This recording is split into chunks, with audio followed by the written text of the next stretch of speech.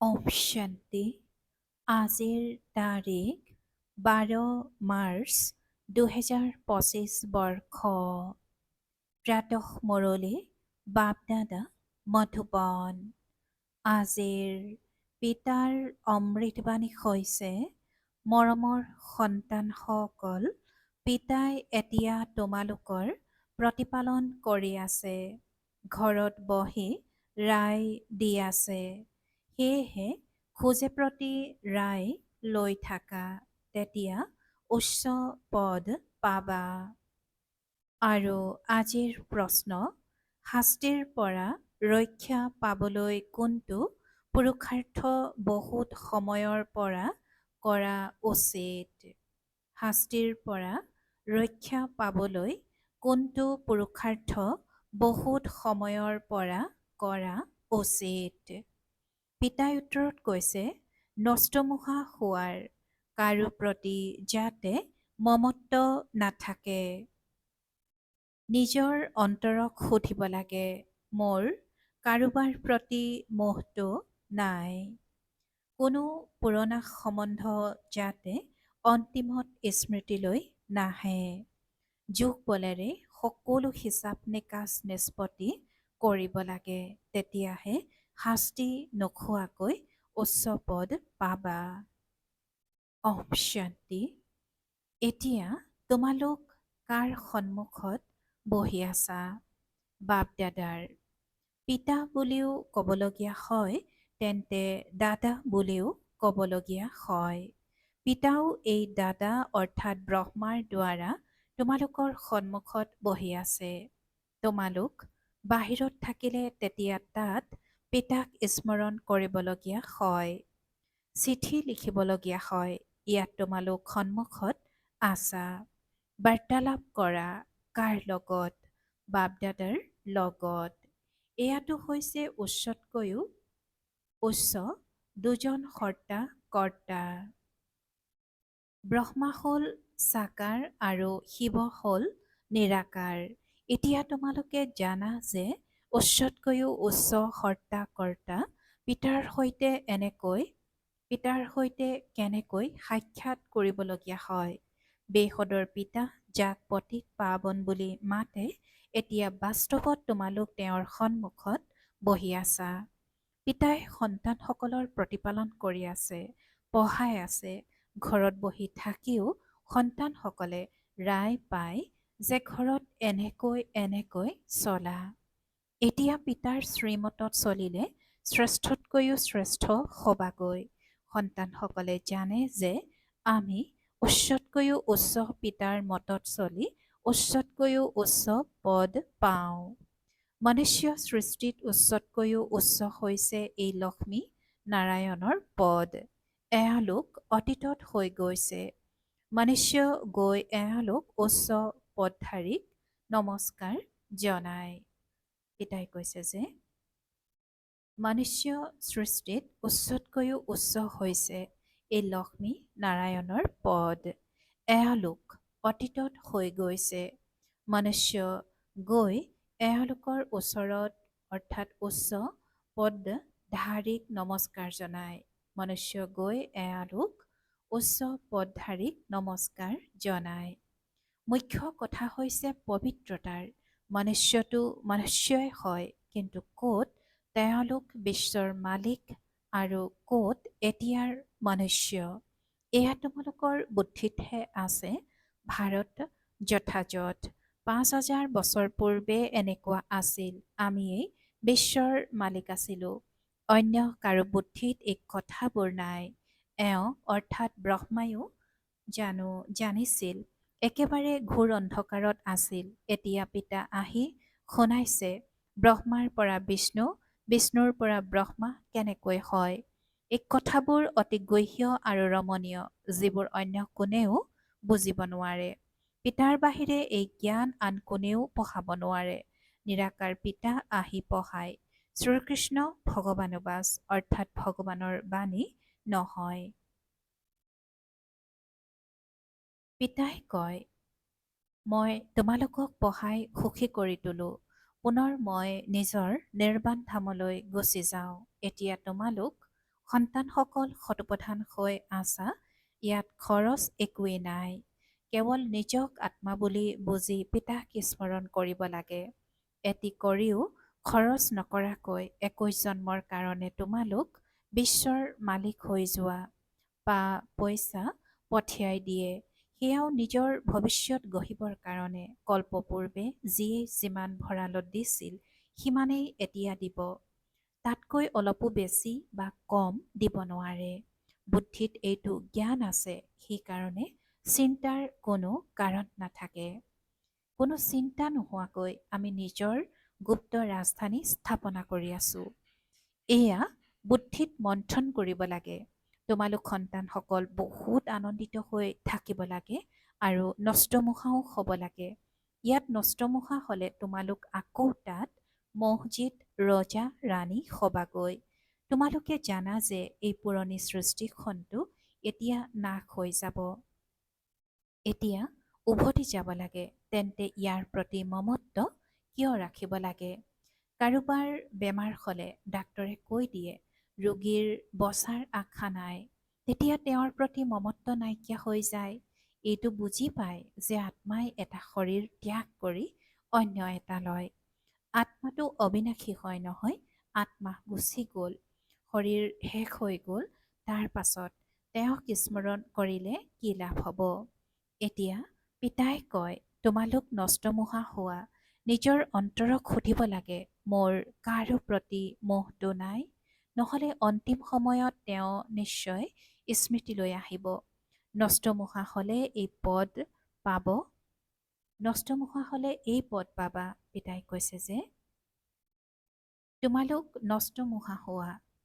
নিজৰ অন্তৰক সুধিব লাগে, মোৰ কাৰো প্ৰতি মোহটো নাই? নহ'লে অন্তিম সময়ত তেওঁ নিশ্চয় স্মৃতিলৈ আহিব। নষ্টমোহা হ'লে এই পদ পাবা। স্বৰ্গতটো সকলোৱে আহিব, সেইটো কোনো ডাঙৰ কথা নহয়। ডাঙৰ কথাটো হ'ল শাস্তি নোখোৱাকৈ উচ্চ পদ পোৱা। যোগ বলেৰে হিচাপ নিকাচ নিষ্পত্তি কৰিলে তেতিয়া শাস্তি খাবলগীয়া নহ'ব। পুৰণি সম্বন্ধবোৰো যাতে স্মৃতিলৈ নাহে। এতিয়াতো আমাৰ সম্বন্ধ ব্ৰাহ্মণৰ সৈতে, আকৌ আমাৰ দেৱতাসকলৰ সৈতে সম্বন্ধ হ'ব। এতিয়াৰ সম্বন্ধ সকলোতকৈ উচ্চ। এতিয়া তোমালোক জ্ঞানসাগৰ পিতাৰ হৈ গৈছা, গোটেই জ্ঞান বুদ্ধিত আছে। আগতে জানো এইটো জানিছিলা যে সৃষ্টি চক্ৰ কেনেকৈ ঘূৰে? এতিয়া পিতাই বুজাইছে, পিতাৰ পৰা উত্তৰাধিকাৰ পোৱা যায়। সেইবাবেতো পিতাৰ প্ৰতি মৰম আছে নহয়, পিতাৰ দ্বাৰা স্বৰ্গৰ বাদশ্বাহী পোৱা যায়। তেওঁৰ এইখন ৰথ সুনিৰ্দিষ্ট। ভাৰততেই ভাগীৰথ বুলি গায়ন কৰা হৈছে। ভাৰততেই ভাগীৰথ বুলি গায়ন কৰা হৈছে। পিতা আহেও ভাৰততে। তোমালোক সন্তানসকলৰ বুদ্ধিত এতিয়া 84 জন্মৰ চিৰিৰ জ্ঞান আছে। পিতাই কৈছে যে বুদ্ধিত এতিয়া তোমালোক সন্তানসকলৰ 84 জন্মৰ চিৰিৰ জ্ঞান আছে। তোমালোকে জানি গ'লা যে এই 84 চক্ৰত আমি আহিবই লাগিব। 84 চক্ৰৰ পৰা ৰেহাই পাব নোৱাৰি। তোমালোকে জানা যে চিৰিৰে নামিবলৈ বহুত সময় লাগে, উঠিবলৈ কেৱল এক অন্তিম জন্ম লাগে। সেইকাৰণে কোৱা হয় তোমালোক ত্ৰিলোকীনাথ ত্ৰিকালদৰ্শী হৈ যোৱাগৈ। আগতে তোমালোকে এইটো জানিছিলা জানো যে আমি ত্ৰিকাল অৰ্থাৎ ত্ৰিলোকীনাথ হ'মগৈ? পিতাই সুধিছে যে আগতে তোমালোকে এইটো জানিছিলা জানো যে আমি ত্ৰিলোকীনাথ হ'মগৈ, ত্ৰিলোকীনাথ হ'মগৈ? এতিয়া পিতাক পাইছা, শিক্ষা দি আছে, সেইকাৰণে তোমালোকে বুজি পোৱা। বাবাৰ ওচৰলৈ কোনোবা আহিলে বাবাই সোধে আগতে এইটো পোছাকত, এইটো ঘৰত কেতিয়াবা লগ পাইছানে? তেতিয়া কয় হয় বাবা, কল্পই কল্পই লগ পাওঁ। তেতিয়া বুজি পোৱা যায় যে ব্ৰহ্মাকুমাৰীসকলে ঠিকেই বুজাইছে। এতিয়া তোমালোক সন্তানসকলে স্বৰ্গৰ বৃক্ষ সন্মুখত দেখি আছা, সমীপত আছে নহয়। মনুষ্যই পিতাৰ কাৰণে কয় নাম ৰূপৰ পৰা ঊৰ্ধত, তেন্তে আকৌ সন্তান ক'ৰ পৰা আহিব? তেওঁলোকো অৰ্থাৎ সন্তানসকলো নাম ৰূপৰ পৰা ঊৰ্ধত হৈ যাব। যিবোৰ শব্দ কয় সেয়া একেবাৰে ভুল। যিসকলে কল্প পূৰ্বে বুজিছিল তেওঁলোকৰ সেই বুদ্ধিত ধাৰণ হ'ব। প্ৰদৰ্শনীত চোৱা কেনেকুৱা কেনেকুৱা লোক আহে। কোনোবাইতো শুনোৱা কথাবোৰৰ সন্দৰ্ভত লিখি দিয়ে যে এই সকলোবোৰ কল্পনা। পিতাই কৈছে যে কোনোবাইতো শুনোৱা কথাবোৰৰ সন্দৰ্ভত লিখি দিয়ে যে এই সকলোবোৰ কল্পনা। গতিকে বুজা যায় যে এওঁ আমাৰ কুলৰ নহয়। অনেক প্ৰকাৰৰ মনুষ্য আছে। তোমালোকৰ বুদ্ধিত গোটেই বৃক্ষ, ড্ৰামা, চৌৰাশীৰ চক্ৰ আহি গৈছে। এতিয়া পুৰুষাৰ্থ কৰিব লাগে। সেয়াও ড্ৰামা অনুসৰিহে হয়। ড্ৰামাত নিৰ্ধাৰিত হৈ আছে। এনেকুৱাও নহয় ড্ৰামাত পুৰুষাৰ্থ কৰিবলগীয়া আছে। যদি কৰিম এনেকৈ কোৱাটো ভুল। ড্ৰামাক সম্পূৰ্ণকৈ বুজা নাই। তেওঁলোকক আকৌ নাস্তিক বুলি কোৱা হয়। তেওঁলোকে পিতাৰ সৈতে প্ৰীতি ৰাখিব নোৱাৰে। ড্ৰামাৰ ৰহস্যক ওলোটাকৈ বুজিলে অৱনতি হৈ যায়। তেতিয়া বুজা যায় যে এওঁৰ ভাগ্যত নাই। বিঘিনিটো অনেক প্ৰকাৰৰ আহিব। সেইবোৰলৈ ভূক্ষেপ কৰিব নালাগে। পিতাই কয় যিবোৰ ভাল কথা তেওঁলোকক শুনাও আৰু সেয়া শুনিবা। পিতাই কয় যিবোৰ ভাল কথা তোমালোকক শুনাও সেয়া শুনিবা। পিতাক স্মৰণ কৰিলে বহুত আনন্দিত হৈ থাকিবা। বুদ্ধিত আছে যে এতিয়া চৌৰাশীৰ চক্ৰ সম্পূৰ্ণ হ'ল। এতিয়া নিজৰ ঘৰলৈ যাব লাগে। এনেকৈ নিজৰ সৈতে কথা পাতিব লাগে। তোমালোক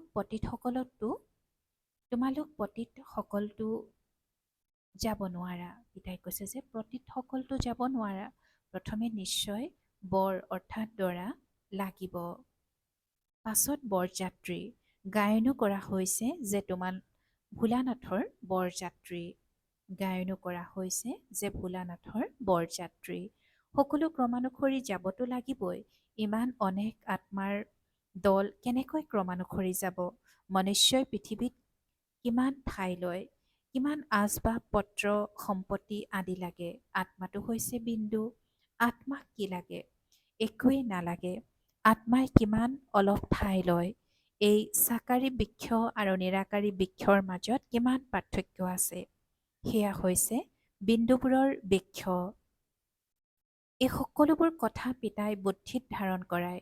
তোমালোকৰ বাহিৰে এই কথাবোৰ জগতৰ অন্য কোনেও শুনিব নোৱাৰে। পিতাই এতিয়া নিজৰ ঘৰ আৰু ৰাজধানীৰ স্মৃতি সোঁৱৰাই দিয়ে। তোমালোক সন্তানসকলে ৰচয়িতাক জনাৰ কাৰণে সৃষ্টিচক্ৰৰ আদি মধ্য অন্তক জানি যোৱা। তোমালোক ত্ৰিকালদৰ্শী আস্তিক হৈ গলা। জগতত কোনো আস্তিক নাই। সেয়া হৈছে সদৰ পঢ়া আৰু এয়া হৈছে বেসদৰ পঢ়া। তাত পঢ়াবলৈ অনেক শিক্ষক থাকে। ইয়াত পঢ়াওতা শিক্ষক এজনেই, যিজন আকৌ বিস্ময়কৰো হয়। এওঁ পিতাও হয়, শিক্ষকো হয় আৰু গুৰুও হয়। এওঁতো গোটেই বিশ্বৰ শিক্ষক। কিন্তু সকলোৱেতো পঢ়িব নালাগে। পিতাক সকলোৱে জানি গ'লে সকলোৱে বাপ দাদাক চাবৰ কাৰণে দৌৰি আহিব। গ্ৰেট গ্ৰেট গ্ৰেণ্ডফাদাৰ এডমৰ দেহত পিতাৰ আগমন হৈছে। তেতিয়া একেবাৰে দৌৰি আহিব। পিতাৰ প্ৰত্যক্ষতা তেতিয়া হয় যেতিয়া যুদ্ধ আৰম্ভ হয়। তেতিয়া কোনো আহিবও নোৱাৰে। তোমালোকে জানা যে এই অনেক ধৰ্মৰ বিনাশো হ'ব। প্ৰথমে এক ভাৰতেই আছিল আৰু অন্য কোনো খণ্ড নাছিল। এতিয়া তোমালোকৰ বুদ্ধিত ভক্তিমাৰ্গৰো কথা আছে। বুদ্ধিৰে জানো কিবা পাহৰি যোৱা যায়।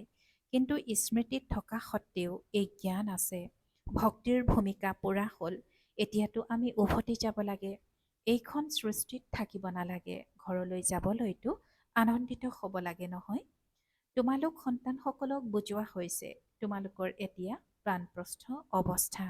তোমালোকে কেইটিমান পইচা এই ৰাজধানী স্থাপনা কৰাত লগোৱা। সেয়াও কল্পপূৰ্বৰ দৰে হুবহু কৰা। তোমালোকো কল্পপূৰ্বৰ হুবহু সেইসকলেই। তোমালোকে কোৱা বাবা আপুনিও কল্পপূৰ্বৰ জনেই। আমি কল্পই কল্পই বাবাৰ পৰা পঢ়োঁ। শ্ৰীমতত চলি শ্ৰেষ্ঠ হ'ব লাগে। এই কথাবোৰ অন্য কাৰো বুদ্ধিত নাথাকিব। তোমালোকৰ এইটো আনন্দ আছে যে আমি শ্ৰীমত অনুসৰি নিজৰ ৰাজধানী স্থাপনা কৰি আছোঁ। পিতাই কেৱল কয় পবিত্ৰ হোৱা।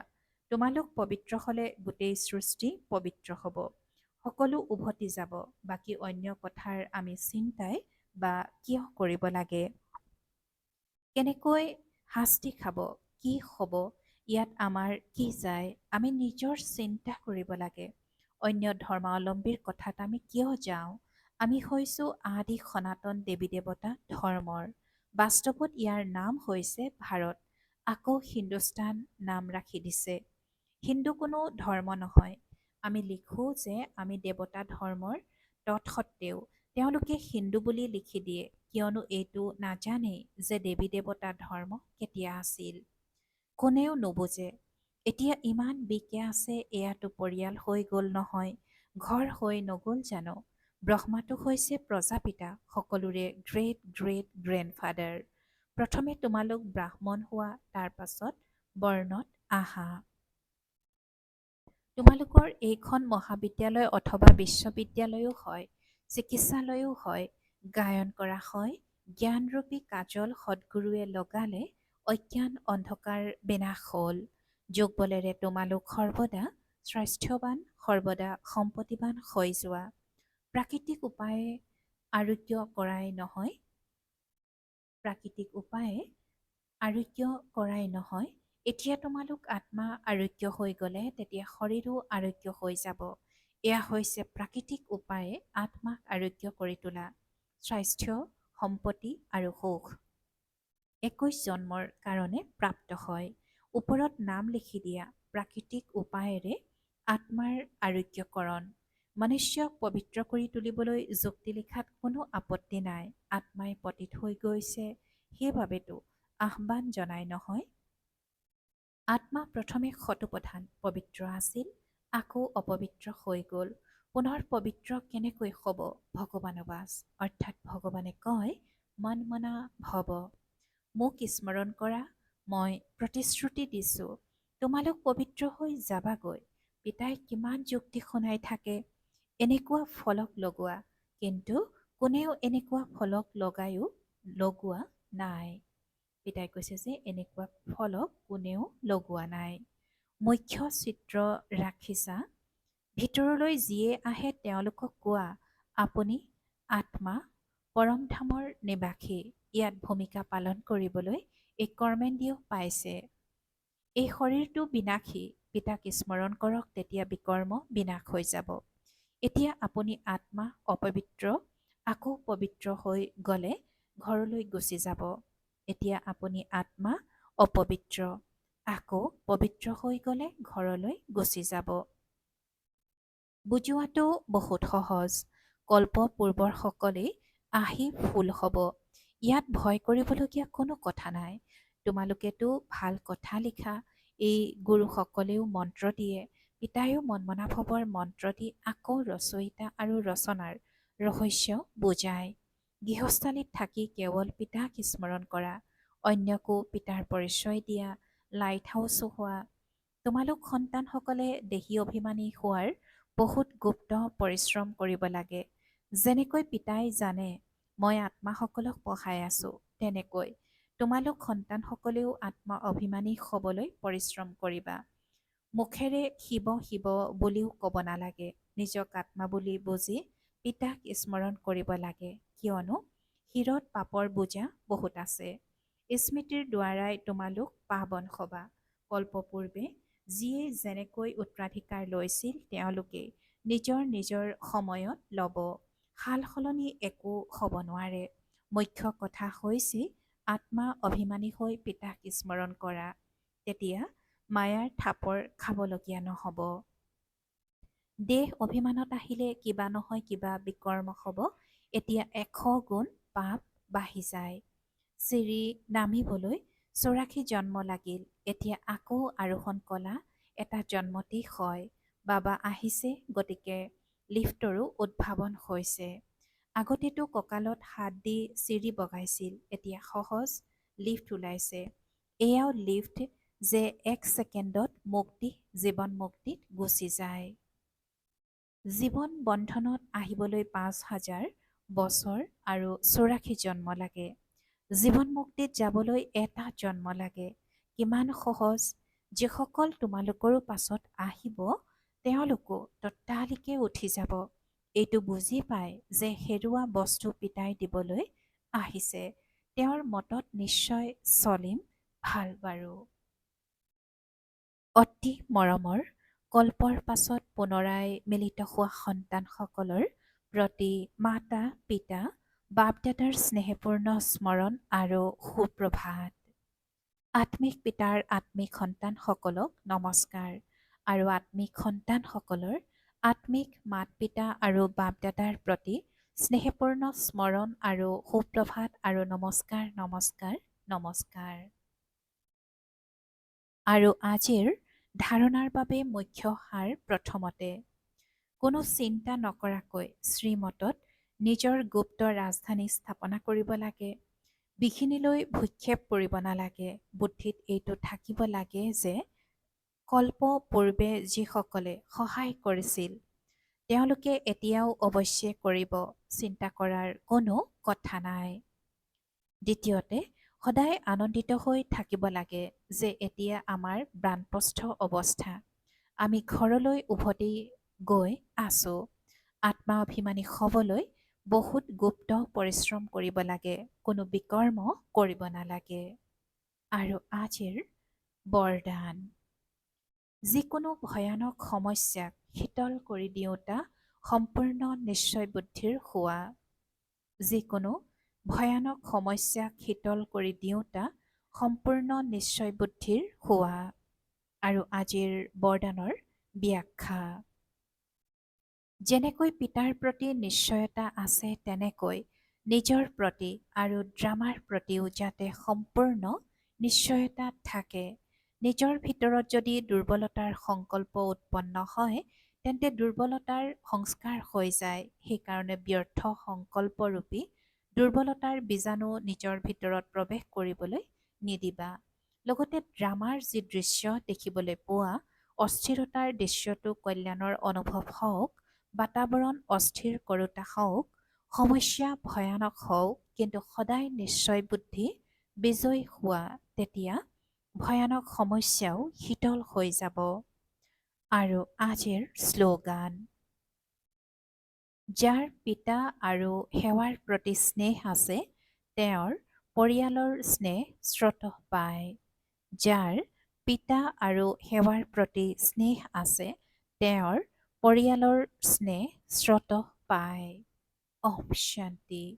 আৰু আজিৰ অব্যক্ত সংকেত, সত্যতা আৰু সভ্যতাৰূপী সংস্কৃতি ধাৰণ কৰিবলৈ আজিৰ অব্যক্ত সংকেত। যেনেকৈ ভিন্ন ভিন্ন সকলো ধৰ্মাৱলম্বীয়ে মান্যতা দিয়ে যে পৰমাত্মা এজন, তেনেকৈ যথাৰ্থ সত্য জ্ঞান এজন পিতাৰে অথবা এটাই মাৰ্গ। এইটো আৱাজ যেতিয়া বিয়পি যাব তেতিয়া আত্মাসকলৰ অনেক সৰু সৰু আশ্ৰয়ৰ ফালে দিগ্ভ্ৰান্ত হৈ ফুৰা বন্ধ হৈ যাব।